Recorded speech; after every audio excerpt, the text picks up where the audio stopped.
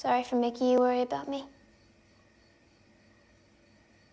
If we had a phone, I could have called you. Always been able to communicate without all that.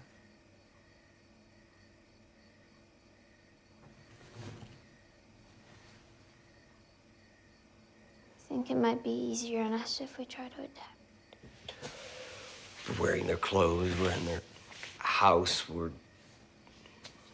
eating their food, we're doing their work. We have adapted. I wanted to begin with sort of the quietness of this film. It was very striking at a time when the cinemas are full of effects-driven fare. This was a deliberately quiet film. Why did you choose this as a story that you wanted to tell? And what does it say to us about, like, contemporary society? I mean, the story was quiet. They were living undetected. They weren't making a lot of noise. So I felt the whole film had to come down and be a little quieter to understand who they were and what they were seeking. And it is a risk. It's a risk because we are very acclimated and expecting thunderous sound in our filmed entertainment. And so people, the phrase lean in without it being a cliche, I think that when we do that with certain films, it can be a positive experience. It's just that we have to get past the risk that it'll feel too quiet. Yeah, I wanted to talk about how you chose this story, which deals with a vet coming back and dealing with his PTSD. It's a theme that you've explored as a documentary filmmaker as well.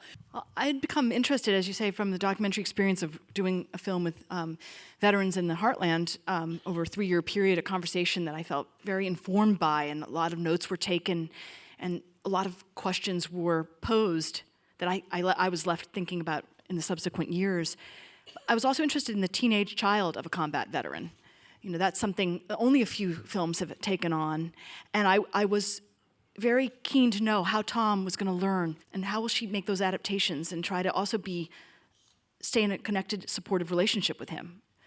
And those were rich set of circumstances for a teen to be navigating. Is your film hoping to animate some sort of greater understanding, or to try to help people who've not had the same experience as this character of service?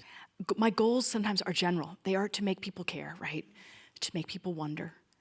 I like having those two very human responses to my colleagues' films.